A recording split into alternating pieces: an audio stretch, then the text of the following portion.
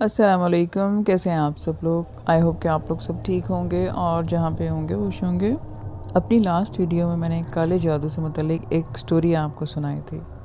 आज मैं आपको इसका सेकंड पार्ट सुनाती हूँ। इससे पहले आप लोगों से रिक्वेस्ट है कि आप चैनल को सब्सक्राइब कर लें। आपको वीडियो अच्छी लगती है तो लाइक ज़रूर कर दिया करें। तो आए अब स्टोरी की तरफ आते हैं। इस सारी कार्रवाई को शाम तक मैंने कंप्लीट कर लिया। इसके बाद मुझे एक सुकून था जो मुझ पर तारी था। जब मैंने इस दमशुदा पानी से नहाया तो अब मेरे दिमाग में वो आदमी था जो मुझे अपना पीर भाई कहता था। मैं मुसलसल इसके मुतल्लिक ही सोच रहा था कि वो कौन था और इसे कैसे मालूम हुआ कि मुझ पर जादू के असरात हैं, और मैं एक सवाल इससे ना कर सका। एक अजीब सी कैफियत मुझ पर तारी थी। जब हम आमने सामने बैठे थे तो अब न जाने क्यों मेरे दिल दिमाग में इस आदमी के मुतल्लिक सवाल आते जा रहे थे। तब तो ऐसा नहीं था। यकीनी तौर पर वो बंदा कोई पहुंचा हुआ आमिल था। इस रात मैं सुकून से सोया। मेरे जिस्म का गोश्त मुख्तलिफ जगह से फड़फड़ाता रहा। मैं जब सोने के लिए बिस्तर पर जाता तो यही सब कुछ शुरू हो जाता। पहले तो मैं सो भी नहीं पाता था। जब मैं मुल्क से बाहर था तो मुझे महसूस होता था कि जैसे मेरे करीब ही कोई मौजूद है। जब मैं गनूदगी की कैफियत में होता था वो अनदेखी मखलूक मुझे तंग करती, जैसे इसे मुझे नींद से बेदार रखने का ऑर्डर किया हो।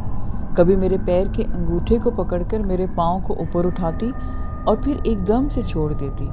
मेरा पाँव अपने ही ज़ोर पर जब वापस नीचे आकर बिस्तर से टकराता तो मैं गनूदगी की हालत से मुकम्मल तौर पर जाग जाता, और कभी कभी वो मेरे चेहरे पर कंबल हटा दिया करती। कहीं कई दिन तक मैं बेदार रहता। मुझे भूल जाने की भी आदत हो चुकी थी। लोगों से बातचीत करते हुए डर लगता। घर से बाहर निकलते वक्त ऐसा फील होता जैसे मेरे सारे जिस्म में जान ही नहीं है। यही वजह थी जो मैं खुद ही के घर में कैद कर लिया था। और जिस दिन मेरा शक यकीन में बदला, मैंने वापस पाकिस्तान आने का फ़ैसला किया। कुछ यूँ हुआ कि मैं काफ़ी रातों से सो नहीं सकता था, और इस दिन मेरा एक दोस्त जो कि दूसरे शहर से मुझे मिलने आया, और मैंने रात अपने साथ उसको रोक लिया। वो दूसरे कमरे में सो रहा था, मैं इसके साथ वाले कमरे में था। उस रात मुझे कुछ हौसला था कि मेरे साथ कोई और भी मौजूद है। यही वजह थी कि मैं सो गया, और रात न जाने कितने बजे मेरी आंख खुल गई। मैंने देखा कि एक आदमी जो हूबहू मेरी शक्ल का है, और मेरी पलंग से नीचे जिस सिमत मेरा चेहरा था उस जानिब वो आदमी नीचे फर्श पर लेटा हुआ है। और मेरी नज़र जैसे ही इस आदमी पर पड़ी वो मुझे देखकर हंसने लगा। मैं बिल्कुल होश में था। मुझ पर एक पल भी नींद तारी नहीं थी। मैंने ज़ोर से अपनी आंखों को बंद किया, और जब आंखें दोबारा खोली तो वो आदमी फर्श पर किसी मछली की तरह तड़प रहा था, जैसे मछली पानी के बगैर तड़पती है। मेरा दिल था कि अभी निकला मेरे सीने से बाहर। मैं उठकर भागना चाहता था, शोर करके अपने दोस्त को बुलाना चाहता था, मगर ना मुझ में उठने की हिम्मत थी और ना ही शोर करने की ताकत। मैं इतना बेबस था कि फिर देखते ही देखते वो आदमी एकदम से गायब हो गया, और मैं खौफ और दहशत की इस कैफियत से बाहर निकला और तकरीबन भागते हुए अपने कमरे से बाहर निकल गया। मेरा दोस्त जो कि सो रहा था, शायद भागने की आवाज़ से वो जाग गया था। तब मैंने वापस अपने मुल्क आने का फ़ैसला कर लिया। इसके बाद वो मेरी छत पर किसी का मेरे नाम से मुझे बुलाना। बहरहाल दमशुदा पानी से नहाने के बाद अब मेरे जिस्म का कोई हिस्सा नहीं फड़कता था, और मुझे यकीन हो चुका था कि अब मेरा मामला सही बंदे के हाथ में आया है, और ये वाकई की मुसीबत भी मुझ पर टल जाएगी। रात सुकून से कटी। इस बारे में मैंने अपनी बीवी से कोई भी बात ना की। सुबह मेरी बीवी ने कहना शुरू किया कि रात को इसने ख्वाब देखा है कि बहुत से कुत्ते हैं जो एक वीरान सी जगह पर खड़े हैं और मुझ पर देखकर गुस्सा हो रहे हैं और गुर्रा रहे हैं। मैंने ज़ैनब, जो कि मेरी छोटी बेटी का नाम है, इसे उठा रखा है, और मैं खौफ और डर के मारे अपने इर्द गिर्द जायज़ा लेती हूँ ताकि इन कुत्तों से खुद को, अपनी बेटी को बचा सकूँ। मगर मुझे इस वीराने में कोई छुपने की पनाहगाह नहीं मिलती। मैं ज़ैनब को उठाए हुए भागने लगती हूँ। मैं भागते भागते पलट कर जब देखती हूँ तो वो सारे कुत्ते बहुत बड़ी जिसामत के हो जाते हैं और फिर मेरी जानिब भी भागने लगते हैं। मैं डर के मारे रोने लगती हूँ और भागती जाती हूँ।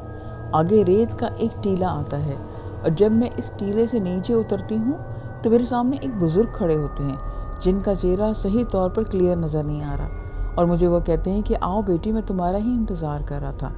तब मैं बहुत रोती हूँ और रोते रोते इनका पीछे जाकर खड़ी हो जाती हूँ। اتنی دیر میں وہ بڑی جسامت کے کتے بھی اس ریت کے ٹیلے پر پہنچ کر کھڑے ہو جاتے ہیں۔ وہ جیسے ہی ٹیلے پر موجود کتوں کی جانب دیکھتے ہیں، وہ سارے کتے غراتے ہوئے واپس بھاگنے لگتے ہیں۔ اتنی دیر میں میری آنکھ کھل گئی۔ میں نے اپنی بیوی کی ساری باتیں بہت توجہ سے سنی اور اسے حوصلہ دیا کہ اللہ پاک بہتر حفاظت کرنے والا ہے۔ میری بیوی کا کہنا تھا کہ ایسا لگتا ہے کہ جیسے کوئی میرے اور میری بیٹی کو مجھ سے چھیننا چاہتا ہے۔ میرے ہر خواب میں مجھے یہی نظر آتی ہے، یعنی میری بیٹی۔ میں خود کو ہمیشہ بہت پریشان دیکھتی ہوں۔ ان سارے واقعات کے دوران ہم پابندی سے نماز ادا کرتے تھے۔ میری بیوی تو ویسے بھی تہجد گزار ہی تھی۔ عبادت کے معاملے وہ مجھ سے بہت زیادہ آگے تھی۔ یہ بچپن کی تربیت تھی جو ہمارے ماں باپ نے ہمیں دی تھی، اور اللہ تعالیٰ کا کرم خاص تھا۔ ہم نمازی پرہیزگار لوگ تھے۔ شاید یہی وجہ تھی کہ جس کی وجہ سے اب تک ہم کسی جانی نقصان سے بچے ہوئے تھے، اور اس سارے واقعات اور سارے معاملات کے بارے میں ہمیں بہت معلومات تقریباً نہ ہونے کے برابر تھی۔ وہ کون ہے جس نے ہم پر جادو کیا، اور وہ کون ہے جس نے جادو کروایا، اور کیوں اور کیسے ہوا، یہ سب ہم نہیں جانتے تھے۔ ہم لوگوں کا کبھی بھی ان معاملات سے واسطہ نہیں پڑا تھا، اور یہی وجہ تھی کہ تب میرے ذہنوں میں اس قسم کے سوالات بالکل بھی نہ آتے تھے، اور اگر ہوتے بھی تو کوئی ہمارا دشمن نہ تھا۔ بڑی صاف ستھری سی زندگی ہم نے گزاری تھی۔ کسی پر بھی شک کرنا بہت مشکل تھا۔ میں اپنی بیوی سے قرآن پاک زیادہ سے زیادہ پڑھنے کا کہا کرتا، خاص طور پر سورہ فلق اور سورہ ناس۔ میری بیوی کا کہنا تھا کہ یہ دونوں صورتیں کثرت سے وہ پڑھتی ہے، بس اب تک بچنے کی یہی ایک وجہ تھی ہمارے پاس۔ اس دن ہم نے سارے گھر کو پانی سے دھویا، خوشبو کا بہت زیادہ اہتمام کیا، اور کافی دیر تک گھر میں پڑھائی وغیرہ بھی ہم نے کی۔ میری بیوی نے پانی دم کیا جو ہم سب نے تھوڑا تھوڑا پیا، اور باقی پانی جو بچا وہ میری بیوی نے سارے گھر کے کونوں کونوں میں تھوڑا تھوڑا کر کے چھڑک دیا۔ میرے لیے سب کچھ نیا تھا۔ پانی پر دم والا معاملہ تو معلوم تھا، مگر چھڑکاؤ والا معاملہ میرے لیے بالکل نیا تھا۔ میری بیوی نے مجھے دیکھتے ہوئے کہا کہ اب کوئی مخلوق اس گھر میں آ نہیں سکتی، کیونکہ اللہ کے پاک کلام میں بہت تاثیر ہے۔ خیر، مغرب کے وقت میں مسجد میں نماز پڑھنے چلا گیا۔ نماز سے فارغ ہو کر میں بازار کی جانب چلا گیا تاکہ کچھ ضرورت کا سامان خرید سکوں۔ میرا ایک بیٹا میرے ساتھ تھا، اور دوسرا جس کی عمر اس وقت 10 سال کی تھی وہ گھر پر تھا۔ ہم تقریباً 1 گھنٹے کے بعد واپس اپنے گھر آئے تو میری بیوی جو جا نماز پر سجدے کی حالت میں تھی وہ بہت رو رہی تھی۔ میں اپنے کمرے میں جاتے ہوئے اس کی جانب دیکھا۔ میں سمجھا شاید سجدے کی حالت میں وہ دعا مانگتے ہوئے رو رہی ہے۔ اس خیال سے میں چند لمحے وہاں رکنے کے بعد اپنے کمرے میں آ گیا۔ میں جیسے ہی کمرے میں داخل ہوا، میری بیوی کی آواز میرے کانوں سے ٹکرائی، جو کہ میرے چھوٹے بیٹے سے کہہ رہی تھی کہ اپنے بابا کو بلا کے لاؤ۔ میں یہ آواز سنتے ہی واپس اسی کمرے میں آ گیا جہاں پر میری بیوی موجود تھی۔ میں نے پوچھا کہ سب خیریت تو ہے؟ تو میری بیوی نے بچوں کو دوسرے کمرے میں جانے کو کہا، اور مجھے کہنے لگی کہ کافی دنوں سے میں خود کو تھکا تھکا سا فیل کر رہی ہوں۔ آج بھی میں کام کرتے کرتے بہت تھکاوٹ محسوس کر رہی تھی۔ بڑی مشکل سے کام کیا، اور پھر آپ لوگوں کے ساتھ پڑھائی کرنے بیٹھ گئی، جبکہ میں اس قدر تھکن محسوس کر رہی تھی کہ کافی مشکل سے آپ لوگوں کا میں نے ساتھ دیا، اور نماز بھی جلدی جلدی میں نے ادا کی۔ زینب کو لے کر میں کمرے میں سونے چلی گئی، اسے کچھ کھلونے وغیرہ دیے اور خود بستر پر لیٹ گئی۔ مجھ پر ایسی غنودگی طاری ہوئی جو پہلے کبھی اس طرح نہ آئی تھی۔ میں آنکھیں کھولنے کی کوشش کرتی، آنکھیں خود بخود بند ہو جاتی۔ چند لمحے تو میرے یوں ہی گزر گئے۔ میں آنکھیں کھولتی تو وہ بند ہو جاتی۔ میرے دل کی دھڑکن بہت تیزی سے چلنے لگی۔ مجھے ایسا محسوس ہونے لگا جیسے ابھی کچھ ہو جائے گا۔ اس ڈر سے میں بار بار اپنی پوری طاقت جمع کر کے آنکھیں کھولتی تو آنکھیں میری پھر بند ہو جاتی۔ یوں محسوس ہوتا جیسے کوئی مجھے سلانے کی کوشش کر رہا ہے۔ اچانک مجھے زینب کا خیال آیا جو کہ میرے سامنے ہی بیٹھی تھی، جس کی ساری توجہ اپنے کھلونوں سے کھیلنے میں لگی تھی۔ مجھے زینب کی طرف سے دل میں خطرہ سا محسوس ہونے لگا۔ میں نے بہت کوشش کی کہ زینب کو اپنی طرف متوجہ کروں، مگر میرا سارا جسم مجھے بے جان لگا۔ آواز تھی کہ گلے سے نکل ہی نہیں رہی تھی، اور پھر اچانک سے وہی کالی عورت میرے سامنے آ گئی اور میری اس حالت پر ہنسنے لگ گئی جیسے ہی میری بے بسی کا مذاق اڑا رہی ہو۔ وہ عورت میرے بالکل قریب آتی اور پھر ایک قدم پیچھے ہٹ جاتی۔ وہ بار بار یہی حرکت کرتی اور مجھے میری بے بسی کا احساس دلاتی۔ میں اپنی طرف سے اسے پکڑنے کی کوشش کرتی، مگر میرے ہاتھوں میں جان ہی جیسے نہ رہی ہو۔ میں بار بار کوشش کرتی، مگر ایک انگلی تک ہلانے کی مجھ میں طاقت نہ تھی۔ پھر اس عورت نے اپنے سارے بال اپنے چہرے پر آگے کر لیے اور بالوں کو گول گول چکر دینے لگ گئی۔ میں نے ایک بار پھر اس کے بال پکڑنے کی کوشش کی مگر میں ناکام رہی۔ میری آنکھیں کھلی ہوئی تھیں اور دوسرے کمروں سے بچوں کی باتیں کرنے کی آوازیں صاف میرے کان تک آ رہی تھی۔ میں بس حرکت نہیں کر پا رہی تھی اور سمجھ رہی تھی کہ پھر وہ عورت زینب کو پاس جا کر کھڑی ہو گئی اور مجھے دیکھ کر مسکراتے ہوئے زینب کی طرف اشارہ کرنے لگی اور ساتھ ساتھ ہنستی جاتی۔ اب مجھے ڈر لگنے لگا کہ کہیں یہ میری بیٹی کو نہ لے جائے۔ اس دوران زینب اپنے کھیل میں ہی بزی تھی۔ ایک بار پھر زینب نے میری جانب دیکھا۔ مجھے جیسے ہی اس بات کا احساس ہوا میں نے آیت الکرسی پڑھنے لگ گئی۔ تھوڑی سی آیت الکرسی پڑھی تھی کہ میں بھول جاتی۔ میں نے تقریباً 6 سے 7 دفعہ کوشش کی مگر آیت الکرسی میں بھولتی جاتی۔ وہ عورت مجھے مسلسل دیکھ کر ہنستی رہی جیسے کہہ رہی ہو کہ اور پڑھ، دیکھ میں تجھے نہیں پڑھنے دوں گی۔ یہ الفاظ تھے جو میں بھول جاتی تھی اور پھر دوبارہ سے پڑھنے لگتی۔ وہ عورت ہنستے ہوئے اچانک مجھ پر غرانے لگی جیسے کوئی کتا غراتا ہے، اور کسی پر حملہ کرنے سے پہلے جب میں نے یہ آیت الکرسی ادھوری پڑھتی اس عورت کی جانب پھونکنے کی کوشش کرتی مگر اتنی بھی طاقت نہ تھی کہ وہ شاید اس بات پر ہنستی تھی۔ اچانک میرے منہ سے آواز بلند ہوئی، وہی الفاظ نکلے جو میں بھول جاتی۔ میں اس عورت کو دیکھتے ہوئے میری آنکھوں کے سامنے سے وہ اوجھل ہو گئی۔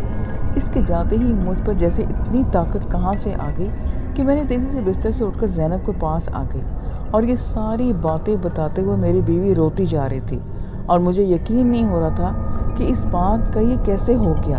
یہ ایک نیا حملہ تھا آج، جو اس گھر کو اچھی طرح سے دھو کر ہم نے قرآن خوانی بھی کی تھی اور پھر میری بیوی نے سب کو دم شدہ پانی بھی پلایا تھا اور گھر میں اس پانی کا چھڑکاؤ بھی کیا تھا۔ ہمیں پورا یقین تھا کہ اب کچھ دن اس قسم کا کوئی گڑبڑ نہیں ہوگی مگر پھر سے گڑبڑ ہو گئی۔ اور انسان جب پڑھائی وغیرہ کرتا ہے تو جنات کی طاقت کو اس کی ہوئی پڑھائی کم کر دیتی ہے مگر جنات پھر بھی مجبور ہوتے ہیں کیونکہ انہیں اس پر مسلط کیا گیا ہوتا ہے۔ جادوگر شیطانی کلمات پڑھتا ہے تو ان کے بھیجے ہوئے جنات کو ان کی طاقت ملتی ہے۔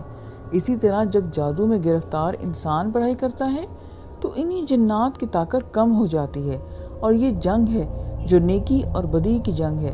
اور جب جادو انسان زدہ انسان کی پڑھائی کو اپنے حصار کرتا ہے تو جادوگر کے زور کرنے پر بھی جنات پھر بھی اسے پریشان کرتے ہیں، جبکہ ایسا کرتے ہوئے انہیں بھی اچھی خاصی تکلیف ہوتی ہے۔ مگر ان جنات کے علاوہ اگر کوئی دوسرے جنات میں سے سحر زدہ انسان کے قریب آنے کی ہمت نہیں کرتا، کیونکہ جادو کے زور پر آئے ہوئے جنات جادو زدہ شخص کے اندر تک گھس چکے ہوتے ہیں، اور یہی ایک وجہ ہے جو انسان کو تنگ کی جاتی ہے۔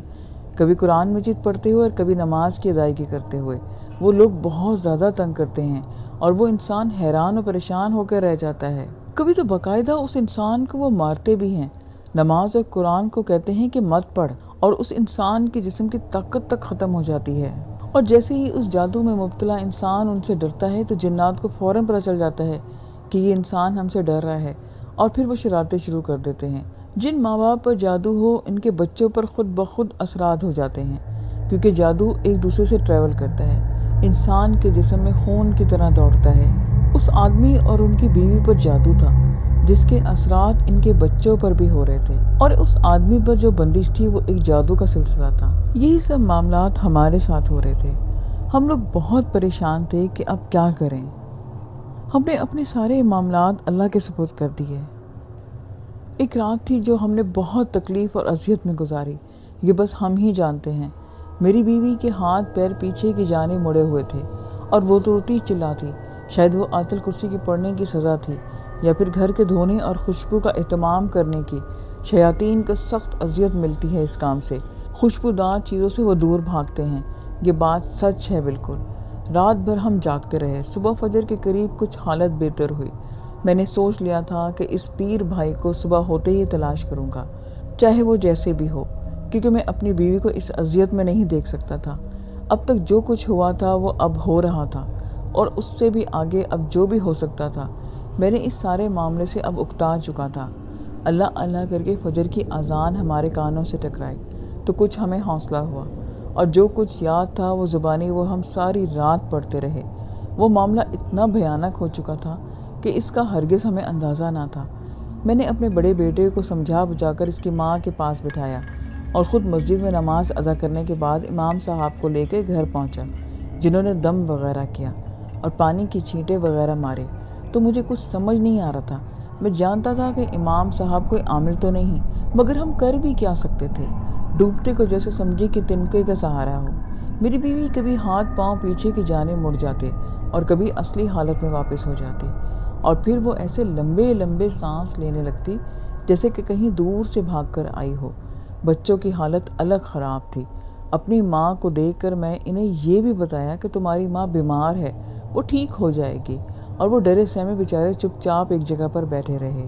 دم کروانے کے بعد میری بیوی کی حالت کافی بہتر ہو گئی۔ اس ساری کارروائی کے دوران میری بیوی بار بار ایک کونے کی جانب اشارہ کرنے کی کوشش کرتی تھی۔ جب وہ بہتر ہوتی تو مجھے بھی کچھ اطمینان ہوا، تو مجھے یہ بات اچانک یاد آئی کہ اس وقت اس کی حالت ہی کچھ ایسی تھی کہ میں اس طرف توجہ نہ دی۔ جب میں نے اس سے پوچھا تو وہ مجھے حیرانگی سے دیکھنے لگی۔ میں نے پوچھا، تم اس کونے میں کیا دیکھ رہی تھی؟ کیا ہے وہاں؟ پر تو میری بیوی پہلے تو حیرت سے مجھے دیکھتی رہی اور پھر بولی کہ مجھے کچھ یاد نہیں۔ پھر میں نے بھی اس پر زیادہ اصرار نہیں کیا، کیونکہ میں جان چکا تھا کہ ہونا وہاں کوئی نہ کوئی ضرور ہے جسے صرف میری بیوی ہی دیکھ سکتی ہے، جبکہ وہ ہماری نظروں سے اوجھل تھا۔ خیر روشنی باہر پھیل چکی تھی۔ میں نے اپنے بیٹے کو ماں کے ساتھ رہنے کا سخت ہدایت کی اور ان سب کو اللہ پاک کے سپرد کیا، اور خود اس آدمی کی تلاش میں اسی ہوٹل کی جانب میں جا پہنچا۔ وہ آدمی مجھے عصر کے وقت ملا تھا اور اس وقت اس کے ملنے کا کہا تھا، مگر میں صبح ہی اس آدمی کے اس ہوٹل پر جا پہنچا۔ ہوٹل پر جو موجود وہی آدمی تھا، مگر وہ چھوٹا لڑکا جس نے ہمیں پانی کا جگ اور چائے دی تھی وہ شاید ابھی تک نہیں آیا تھا۔ میں نے ہوٹل کے مالک کو سلام کیا اور اپنے آنے کی وجہ بتائی۔ مجھے اس کے حلیے کے اس آدمی سے ملنا ہے جو کہ پرسوں عصر کے وقت میرے ساتھ اس جگہ پر موجود تھا۔ اس آدمی نے حیرت سے مجھے دیکھا اور کہنے لگا کہ میں ایسے کسی آدمی کو نہیں جانتا۔ اب حیران ہونے کی بڑی باری میری تھی۔ میں نے ہوٹل کے مالک سے کہا کہ ہم 2 لوگ تھے اور اس کونے والی میز پہ بیٹھے ہوئے تھے، اور اس طرح کا شکل کا آدمی میرے ساتھ بیٹھا تھا۔ وہ چھوٹا لڑکا جو چائے اور پانی لے کر آیا تھا، اس کا بھی میں نے ہوٹل کے مالک کو بتایا، تو وہ کہنے لگا کہ جناب آپ کو شدید غلط فہمی ہوئی ہے، آپ کسی اور ہوٹل پر گئے ہوں گے، ہمارے ہاں تو کوئی چھوٹا لڑکا کام نہیں کرتا۔ اب حیرت کے مارے میں ہوٹل کے مالک کو کھڑا منہ تک جا رہا تھا۔ یہی ہوٹل تھا اور یہی آدمی تھا، مجھے بھلا کیسے غلط فہمی ہو سکتی ہے؟ میں اس جگہ کو اچھی طرح سے جانتا تھا۔ میں نے کہا کہ جناب آپ اسی دن اسی جگہ پر کھڑے تھے جہاں پر ابھی آپ موجود ہیں، بس وہ چھوٹا لڑکا نہیں ہے۔ میں آپ کا ایک جگ بھی اپنے ہمراہ اپنے ساتھ لے کر گیا تھا جو کہ ابھی بھی میرے گھر پر موجود ہے۔ میں آپ کہہ رہے ہیں تو آپ کے اس آدمی اور اس لڑکے کو نہیں جانتے، اور وہ لڑکا یہاں کام ہی نہیں کرتا؟ عجیب معاملہ اب درپیش تھا۔ وہ آدمی مسکراتے ہوئے کہنے لگا کہ جناب کچھ دیر صبر کریں، میرا بھائی ابھی آتا ہوگا۔ ابھی اس کی بات ختم ہوئی تھی کہ کسی نے اس کو آواز دی۔ میں نے جب پلٹ کر دیکھا تو 20-22 برس کا ایک نوجوان لڑکا چلتے ہوئے اس کی جانب آ رہا تھا۔ اتنی دیر میں ہوٹل والا مجھے دیکھتے ہوئے کہنے لگا کہ لو جی جناب، یہ میرا چھوٹا بھائی ہے جو میرے ساتھ اس ہوٹل پر کام کرتا ہے، اور یہ کہ یہ سب سے کم عمر ہے یہاں پر جو ہمارے ساتھ کام کرتے ہیں۔ وہ لڑکا بھی ہمارے پاس آ کر کھڑا ہو گیا۔ میں نے کہا کہ نہیں جناب، یہ وہ لڑکا نہیں ہے، آپ مذاق چھوڑیے اور مجھے اس آدمی سے جو یہاں میرے ساتھ تھا اس کا پتہ بتا دیں، آپ کی بڑی مہربانی ہوگی مجھ پر۔ یہ بات سن کر ہوٹل والے نے کہا کہ ہمارے پاس اتنا فالتو وقت نہیں ہے، ہم مذاق نہیں کرتے پھرتے، آپ سے ایک دفعہ کہہ تو دیا ہے کہ میں ایسے کسی آدمی کو نہیں جانتا، اور نہ ہی یہاں پر کوئی چھوٹا بچہ کام کرتا ہے۔ مگر آپ کو شاید میری بات سمجھ نہیں آئی۔ ہوٹل والے کا لہجہ اب خراب ہو چکا تھا۔ میں بھی مزید اس سے بحث کرنا مجھے صحیح نہیں لگ رہا تھا اور میں واپس چلا آیا۔ میں حیران تھا کہ مجھے یقین تھا کہ ہوٹل والا سراسر جھوٹ بول رہا ہے۔ اب سوائے عصر کے وقت تک کا انتظار کرنے کے میرے پاس کوئی چارہ نہ تھا۔ میں جلدی اپنے گھر پہنچا، ایک نظر بیوی بچوں پر ڈال کر اطمینان کیا اور ساتھ ہی میں چھت پر چلا گیا تاکہ وہ پانی والا جگ بھی عصر کے وقت اپنے ساتھ لے کے جاؤں۔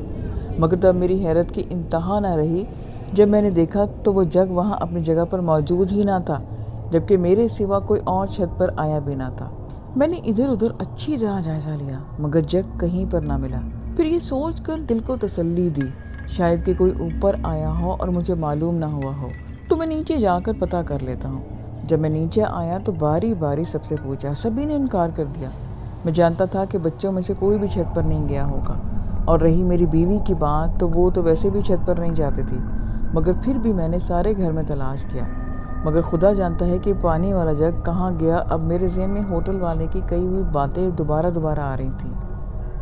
یا خدا، یہ کیا ماجرا ہے؟ ہوٹل والا اس پیر بھائی اور لڑکے کا انکار کر چکا ہے اور گھر سے وہ جگ بھی غائب تھا۔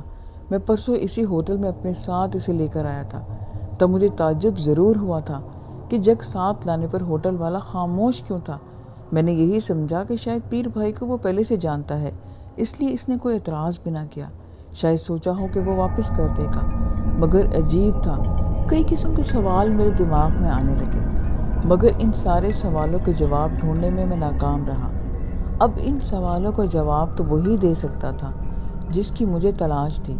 گھر سے پانی کا جگ بھی غائب تھا۔ ہوٹل والا بھی مکر گیا تھا کہ وہ ایسے کسی لڑکے اور آدمی کو نہیں جانتا۔ حیرت کی بات یہ تھی کہ اب دل میں طرح کے مجھے خیال آ رہے تھے۔ ایک وہ آدمی ہی تھا جو مجھے اس راز سے پردہ اٹھا سکتا تھا، مگر وہ بھی عصر کے بعد اس جگہ پر آنے کا وعدہ کر کے گیا تھا۔ اس دوران میرے بھائی نے مجھے کراچی سے فون کیا، جو کہ اپنے بیوی بچوں کے ساتھ کراچی میں رہتا تھا۔ میرے بھائی نے جو بات مجھے بتائی وہ بہت حیران کر دینے والی بات تھی۔ میرے بھائی کا کہنا تھا کہ اس گھر میں موجود کپڑوں کی الماری میں کچھ کٹے ہوئے بال ملے ہیں جو کہ کافی لمبے ہیں۔ میں نے اپنے گھر میں ہونے والے واقعات کا ذکر کسی رشتہ دار سے نہیں کیا تھا۔ اپنے بھائی سے بھی میں نے یہ بات چھپائی ہوئی تھی۔ میں نے کہا کہ ہو سکتا ہے کہ تمہاری بیوی نے وہ بال رکھے ہوں، مگر میرے بھائی کا کہنا تھا کہ وہ اپنی بیوی کو اس بارے میں بات کر چکا ہے۔ یہ بال اس کے نہیں ہیں، وہ تو کنگھی کے اپنے ٹوٹے ہوئے بال شاید کسی شاپر میں ڈال کر رکھتی ہے۔ یہ بال تو بالکل سیدھے ہیں، جیسے ابھی کاٹے ہوں۔ میں نے عام سی بات سمجھ کر بھائی کی بات کو نظر انداز کیا اور ادھر ادھر کی باتوں کے بعد میں نے اس کا فون بند کر دیا۔ میرے بھائی کی بیوی میرے بیوی بچوں کو پسند نہیں کرتی تھی۔ یہی وجہ تھی کہ ہمارا ایک دوسرے کے ہاں آنا جانا بہت کم تھا۔ اماں ابا کے مرنے کے بعد حالات بدلے تو بھائی اپنی بیوی اور بچوں کے ساتھ کراچی شفٹ ہو گیا، اور یوں ہم دونوں بھائیوں کا کبھی ہی فون پر بات چیت ہوتی تھی۔ میں نے عام سی بات سمجھ کر اس کو اگنور کر دیا، کیونکہ اس بارے میں کیا غور و فکر کرتا۔ میرے حالات ایسے تھے کہ بہرحال میں جب پلٹ کر اپنی بیوی کے کمرے میں واپس آیا تو یہ دیکھ کر حیران رہ گیا کہ اس کے بال سامنے سے ایسے کٹے ہوئے تھے جیسے کہ کسی نے استری کی مدد سے کاٹ دیے ہوں۔ میں حیرت زدہ رہ گیا۔ میری بیوی مجھے ایسی نظروں سے دیکھ رہی تھی جیسے کہنا چاہتی ہو کہ تمہیں کیا ہوا ہے۔ میں خاموشی سے چلتا ہوا اس کے پاس جا کر بیٹھ گیا، مگر اس کی نظروں میں اب بھی وہی سوال تھا۔ میں نے اس کی توجہ ہٹانے کے لیے کہا کہ اب تمہاری طبیعت کیسی ہے؟ تو وہ کہنے لگی کہ ایسا لگتا ہے کہ جیسے میرے سر کو کسی نے زور سے دبا رکھا ہو، یا پھر ایسا کہ جیسے کسی نے کہیں من بھر میرے سر پہ بوجھ ڈال دیا ہے۔ اور اس دوران میں نے محسوس کیا کہ اس کا سر بالکل ہلکا سا کبھی دائیں جانب اور کبھی بائیں جانب کپ سی طاری ہو جاتی، اور اس دوران میں نے محسوس کیا کہ اس کا سر ہلکا دائیں بائیں جھولتا ہے اور ایک کپ سی اس کے سر پر طاری تھی۔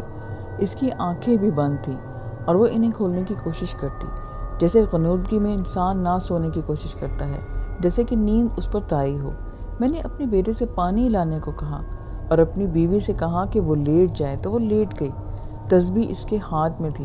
میں نے جلدی سے اپنے بیٹے کے پیچھے کیا اور اس کو کہا کہ اس کی ماں کے سر کے بال سامنے سے کٹے ہوئے ہیں اور یہ بات وہ اپنی ماں سے مت کرے۔ میں واپس آیا تب میرے دماغ میں یہ بات نہیں آئی کہ بال یہاں کے کیسے کٹے ہیں اور ملتے میرے بھائی کے گھر میں موجود الماری کے کپڑوں سے ہیں۔ جب میرا بیٹا میرے کمرے میں آیا تو میں نے اپنی بیوی سے کہا کہ اٹھو اور تھوڑا پانی پی لو، مگر وہ اپنی جگہ سے ہلی تک نہیں۔ میں نے ایک بات پھر کہا مگر وہ ہل نہ سکی اور نہ ہی کچھ بولی۔ میرے بیٹے نے بھی کہا مگر وہ صرف اپنی پلکیں جھپکتی اور ہمیں دیکھتی جاتی۔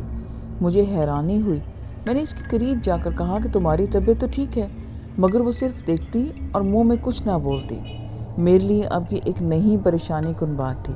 میں حیران تھا کہ اسے کیا ہو چکا ہے اور یہ کچھ بولتی کیوں نہیں ہے۔ میں نے کافی کوشش کی مگر وہ مسلسل خاموش تھی، بس ہمیں دیکھتی جاتی اور پلکیں جھپکتی۔ اسے چپ سی لگ چکی تھی۔ میں نے سورہ فلق اور سورہ ناس پڑھ کر اس پر دم کیا، مگر پھر بھی وہ جوں کی توں ہی رہی۔ میرے بیٹے نے بھی کوشش کی مگر سب ناکام رہی۔ بس اسے نہ بولنا تھا اور وہ نہ بولی۔ میں پریشانی کے عالم میں تھا۔ اسی دوران ظہر کی اذان ہو گئی اور میں نے وضو کر کے نماز پڑھی اور دعا مانگی۔ اس پانی سے میرا کام تو ہو چکا تھا، مگر میری بیوی پکڑ میں آ گئی تھی۔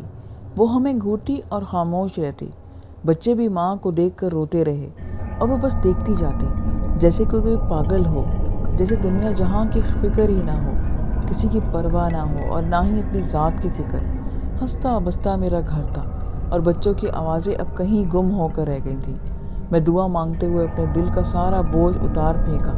ایک غبار تھا جو میرے اندر، وہ باہر نکل کر آ گیا۔ میں نے بچے کو کچھ کھانے کو دیا، جو تھا گھر میں میں نے ان کو دے دیا۔ اس کے بعد میں نے اپنی بیوی سے دوبارہ بات کرنے کی کوشش کی، مگر وہ نہ جانے کون سی دنیا میں کھوئی ہوئی تھی۔ ایسا لگتا تھا کہ جیسے اسے مجھے سنائی ہی نہیں دے رہا، اس کا دماغ بالکل خالی ہو اور وہ ذہنی طور پر یہاں موجود ہی نہ ہو۔ اب میرے پاس آخری امید بس وہ آدمی تھا جس کو میں نے عصر کے وقت ملنے کو کہا تھا۔ اب تو لگتا تھا جیسے وہ بھی مجھے نہ ملے گا، اور جو کچھ ہوٹل والے نے کہا تھا ایسا معلوم ہوتا تھا جیسے اس نے مجھ سے کوئی مذاق کیا ہو۔ میں انہی سوچوں میں اپنی گم تھا صبح سے کہ اچانک سے مجھے خیال آیا کہ عصر کا وقت بھی ہونے والا ہے، کیوں نہ میں اس آدمی کو جا کر دیکھوں، ہو سکتا ہے کہ وہ میرا انتظار میں وہاں پر آیا ہو۔ یہ خیال آتے ہی میں جلدی سے اٹھ کھڑا ہوا۔ میں جیسے ہی کھڑا ہوا، باہر گھر کے داخلی دروازے پر زوردار قسم کی دستک ہوئی۔ میں نے جلدی سے دروازے کی جانب گیا۔ میں نے جیسے ہی دروازہ کھولا، یہ دیکھ کر میں حیران رہ گیا۔ وہ آدمی میرے سامنے کھڑا ہنس رہا تھا۔ یہ دیکھ کر مجھے اور بھی حیرت ہوئی۔ اس کے ہاتھ میں وہی پانی والا جگ تھا۔ میرے رونگٹے کھڑے ہو گئے، میری حالت بدل گئی، میری کیفیت ہی کچھ اور ہو گئی۔ اسے دیکھتے ہی میرا دل زور زور سے دھڑکنے لگا۔ میرا دل چاہا میں زمین پر بیٹھ کر دل کھول کر رو دوں۔ میری سانسیں تیزی سے چلنے لگی۔ میں نے سارا دروازہ کھول دیا۔ وہ آدمی مجھے دیکھ رہا تھا۔ اس کا یوں دیکھنا تھا کہ مجھ پر کپ کپی سی طاری ہو گئی۔ میری حالت دیکھتے دیکھتے ہی وہ کہنے لگا کہ لو یہ پانی لو اور اپنی بیوی اور بچوں کو پلا دو۔ گھر میں اسے پانی کا چھڑکاؤ کرو اور میری یہ امانت وہیں رکھنا جہاں تم نے پہلے رکھی تھی۔ یہ کہہ کر وہ آدمی واپس پلٹ گیا۔ اب مجھ میں اتنی بھی ہمت نہ تھی کہ میں آگے بڑھ کر اسے جاتے ہوئے دیکھتا۔ دروازہ اسی طرح کھلا ہوا تھا۔ جانے والا جا چکا تھا، پر میں اپنی جگہ پر جیسے جم کر رہ گیا۔ پتہ نہیں کب میرا بیٹا آیا، نہ جانے کب تک میں اسی جگہ پر اسی حالت میں کھڑا رہا۔ جب میرے بیٹے نے مجھے آواز دی تو آواز بہت دور سے آتی ہوئی محسوس ہوئی۔ میں تو سکتے کی سی کیفیت میں تھا۔ ایک عجیب سی پراسرار تھی اس آدمی کی آنکھوں میں، نہایت ہی چمکدار آنکھیں تھیں اس کی، جن کی تپش مجھے باقاعدہ طور پر فیل ہو رہی تھی۔ بیٹی کی آواز تو سنائی دی، مگر میں اپنی جگہ سے پلٹ نہ سکا۔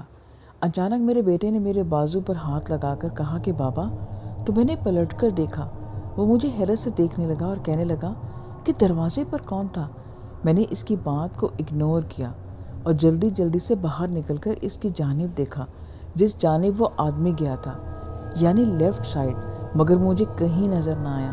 میرے دل میں کئی خیالوں نے بسیرا کر رکھا تھا۔ اس پراسرار آدمی کے بارے میں نے جلدی سے دروازہ بند کیا اور پانی لے کر اندر آ گیا، مگر میرا دماغ الجھا ہوا تھا۔ اس وقت صرف اور صرف اس آدمی کے متعلق میں سوچ رہا تھا۔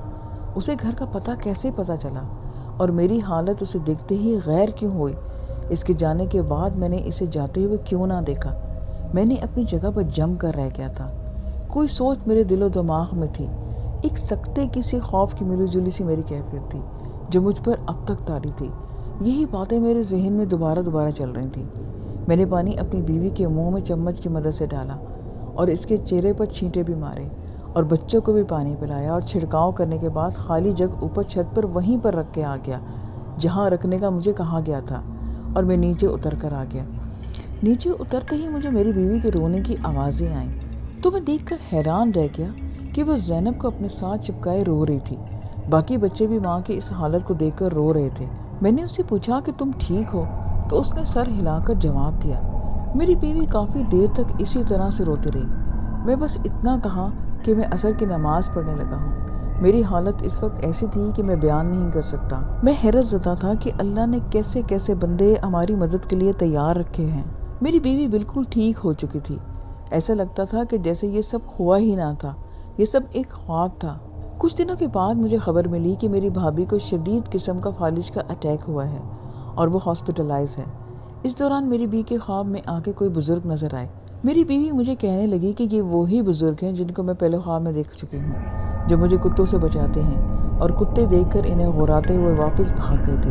میری بیوی نے کہا کہ بار بار وہی خواب دیکھا تھا اور وہ بزرگ ایک مزار کے پاس کھڑے ہوئے تھے۔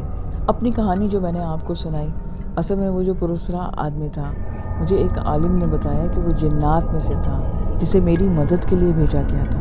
لسا جی آج کی اسٹوری تو جو میں نے آپ کو سنائی، آئی ہوپ کہ آپ کو اچھی لگی ہوگی۔ پھر نیکسٹ ویڈیو میں نیو اسٹوریز کے ساتھ ملیں گے۔ اپنا خیال رکھیے گا، مجھے اجازت دیجیے، خدا حافظ۔